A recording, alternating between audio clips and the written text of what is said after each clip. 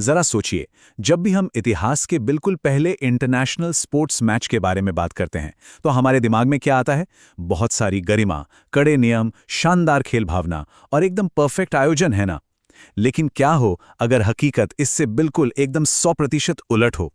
आज के इस एक्सप्लेनर में हम एक ऐसी कहानी में गोता लगाने वाले हैं जो किसी भी खेल के इतिहास का पहला अंतर्राष्ट्रीय मुकाबला तो थी, लेकिन कसम से ये इतनी अस्त-व्यस्त, अजीबो-गरीब और हास्यास्पद थी कि इस पर यकीन करना भी मुश्किल है।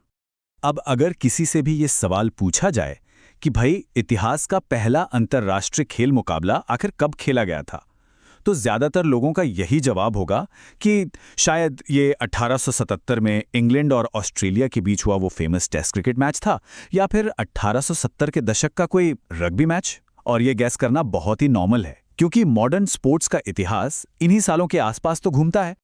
तो चलिए इस एक्सप्लेनर में गहराई से उतरते हैं और इन सारी उम्मीदों को तोड़ते हैं, क्योंकि हकीकत एकदम अलग है। सही जवाब सुनकर आप हैरान रह जाएंगे। ये था 1844 में खेला गया एक क्रिकेट मैच, और वो भी मैनहट्टन, न्यूयॉर्क में, संयुक्त राज्य अमेरिका और कनाडा के बीच। जी हां, बिल्कुल सही सुना, अमेरिका और कनाडा। और सबसे बड़ी बात, ये सिर्फ क्रिकेट का ही नहीं बल्कि मानव इतिहास में किसी भी खेल का पहला आधिकारिक अंतर्राष्ट्रीय मुकाबला था। तो आज हम इस अव्यवस्था के घटनाक्रम को पूरी तरह से समझेंगे। नंबर एक मजाक से हुई शुरुआत। नंबर 2, अजीबोगरीब सट्टेबाजी और भारी भीड़। नंबर 3, अंपायर का गायब होना। नंबर 4, गायब स्टार बल्लेबाज। और आखिर में एक खूबसूरत और अस्त-व्यस्त विरासत। चलिए सीधे पहले हिस्से पर चलते हैं।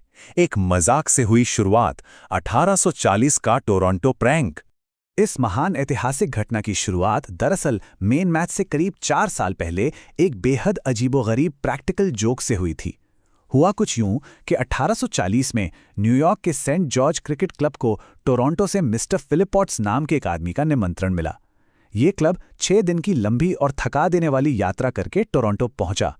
लेकिन वहां पहुंचकर उन्हें क्या पता चलता है कि निमंत्रण भेजने वाला मिस्टर फिलिपॉट्स असल में एक बहरूपिया था। मतलब टोरंटो के क्लब को इस दौरे की हवा तक नहीं थी। खैर, दोनों टीमों ने हार नहीं मानी। जल्दबाजी में एक मैच रख लिया गया जिसे न्यूयॉर्क ने जीत लिया। खेल के बाद दोनों टीमों ने मिलकर खूब जश्न मनाया और खुशी खुशी ये तय कर लिया कि चलो अब हर साल बॉर्डर पार करके एक दोस्ताना मैच खेला करेंगे। अब आते हैं दूसरे हिस्से पर, अजीबोगरीब सट्टेबाजी और भारी भीड़। ब्लूमिंगडेल पार्क में 1844 का रीमैच। अब इस स्लाइड में जो बात सच में दिमाग घुमा देने वाली है वो ये है कि कैसे एक छोटे से दोस्ताना मैच ने 1844 तक आते आते एक इतने बड़े ऑफिशियल इवेंट का रूप ले लिया। ये रीमैच न्यूयॉर्क के ब्लूमिंगडेल पार्क में हुआ था, और दर्शकों की जो भीड़ उमड़ी ना, वो वाकई हैरान करने वाली थी। जरा ये नंबर देखिए, 20,000 दर्शक। 1840 के दशक में किसी भी स्पोर्ट्स इवेंट के लिए इतनी बड़ी भीड़ का जुटना अपने आप में अकल्पनीय बात थी। ये बिल्कुल एक मेगा इवेंट बन चुका था। और बात सिर्फ भारी भीड़ तक ही नहीं रुकी। जरा ये दूसरा आंकड़ा देखिए, $1,20,000। उस दौर में इस मैच पर 1 लाख से लेके $1,20,000 तक का भारी सट्टा लगाया गया था। यकीन मानिए, आज के हिसाब से ये रकम बहुत बड़ी है। दर्शक सट्टेबाजी को लेकर पूरी तरह से पागल हो चुके थे, और मैदान का माहौल किसी खेल के मैदान से ज्यादा किसी कसीनो जैसा लग रहा था।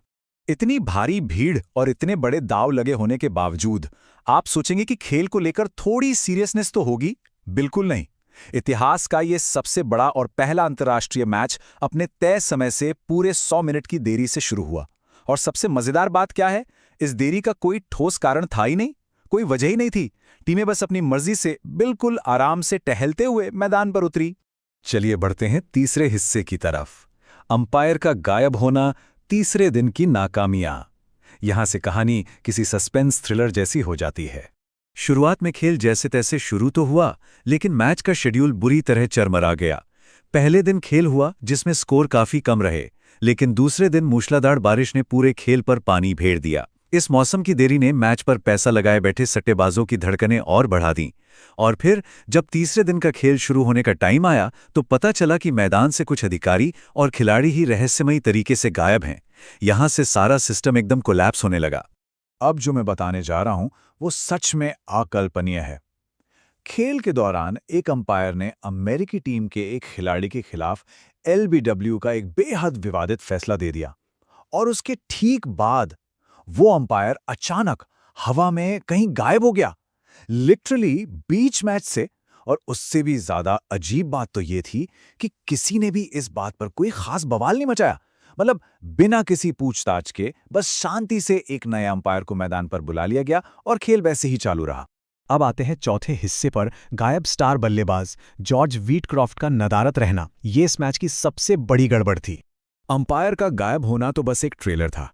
असली मुसीबत तो तब आई जब अमेरिकी टीम को रन चाहिए थे। और ये स्लाइड बहुत ही शानदार तरीके से दिखाती है कि मैच का स्कोर कितना कम था और हालत कितनी खस्ता थी। कनाडा ने कुल 145 रन बनाए थे। जवाब में अमेरिका को जीतने के लिए सिर्फ 82 रनों की जरूरत थी। दूसरी पारी में अमेरिका की शुरुआत बहुत बढ़िया रही। बिना कोई विकेट खोए उन्होंने 25 रन बना लिए थे। लेकिन फिर अचानक से पूरी की पूरी अमेरिकी टीम ताश के पत्तों की तरह बिखर गई और सिर्फ 58 रनों पर ढेर हो गई। लेकिन रुकिए, कहानी की सबसे बड़ी पंचलाइन तो अभी बाकी है। अमेरिका का स्कोर 58 रन पर ऑल आउट घोषित कर दिया गया था, लेकिन असल में उनके सिर्फ 9 विकेट ही गिरे थे। ऐसा कैसे? क्योंकि अमेरिका का सबसे बेहतरीन स्टार बल्लेबाज जॉर्ज व्हीटक्रॉफ्ट, जिसके पास फर्स्ट क्लास क्रिकेट का एक्सपीरियंस भी था, भाई साहब बल्लेबाजी करने के लिए मैदान पर आए ही नहीं। और सबसे बेतुकी बात तो तब हुई जब मैच पूरी तरह से खत्म डिक्लेयर होने के ठीक 20 मिनट बाद व्हीटक्रॉफ्ट बड़े आराम से टहलते हुए मैदान पर पहुंच गए। अमेरिकी टीम ने मैच को दोबारा शुरू करने के लिए जोरदार बहस की ताकि उनका ये स्टार खिलाड़ी बैटिंग कर सके और शायद वो मैच जीत जाएं। लेकिन कनाडाई टीम एकदम अड़ेग रही। उन्होंने साफ कह दिया कि भाई, नियम तो नियम है, एक बार खेल खत्म मतलब खत्म। और इसी के साथ कनाडा ने यह ऐतिहासिक पहला अंतर्राष्ट्रीय मैच 23 रनों से जीत लिया। चलिए अब आखिरी हिस्से की बात करते हैं। एक खूबसूरत और अस्तव्यस्त विरासत, हाथापाई और खेल की बुनियाद। तो यहां सबसे अहम बात यह है कि इस पूरी भयानक अव्यवस्था के बाद हुआ क्या। 1845 में कनाडा ने 2 और रीमैच जीते, लेकिन 1846 के मैच में तो खेल भावना की लिटरली धज्जियां उड़ गईं। कनाडा के एक बल्लेबाज को जब लगा कि वो कैच आउट होने वाला है, तो आउट होने से बचने के लिए उसने सीधे अमेरिकी गेंदबाज पर ही जोरदार हमला कर दिया, उसे जमीन पर पटक दिया। इसके बाद मैदान पर भारी बवाल हुआ। कनाडा ने मैच बीच में ही छोड़ दिया और इस हिंसक घटना की वजह से अगले 7 सालों तक दोनों देशों के बीच कोई मैच नहीं खेला गया। लेकिन कहते हैं ना, समय के साथ घाव भर जाते हैं।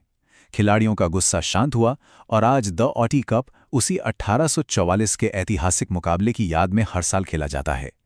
ये कितनी बड़ी विडंबना है कि एक ऐसा मैच जिसकी शुरुआत एक झूठे लेटर से हुई थी, जहां सट्टेबाजों का राज था, जहां खिलाड़ी और अंपायर अचानक गायब हो रहे थे, उसी भयंकर अव्यवस्था ने मॉडर्न इंटरनेशनल स्पोर्ट्स की मजबूत नींव रखी। और यही आज भी पूरी दुनिया की सबसे पुरानी अंतर्राष्ट्रीय खेल प्रतिद्वंदिता मानी जाती है। तो इस पूरे एक्सप्लेनर के बाद एक बहुत ही दिलचस्प सवाल दिमाग में आता है, इतिहास के और कौन से ऐसे बड़े और गरिमापूर्ण पल हैं जो बाहर से देखने पर तो बहुत महान लगते हैं, लेकिन असल में उनकी नींव भी ऐसे ही किसी चरम पागलपन और अव्यवस्था पर टिकी है। इतिहास के पन्नों में और कितने ऐसे मजेदार राज दफन होंगे, ये वाकई सोचने का विषय है। खैर, आज के लिए बस इतना ही।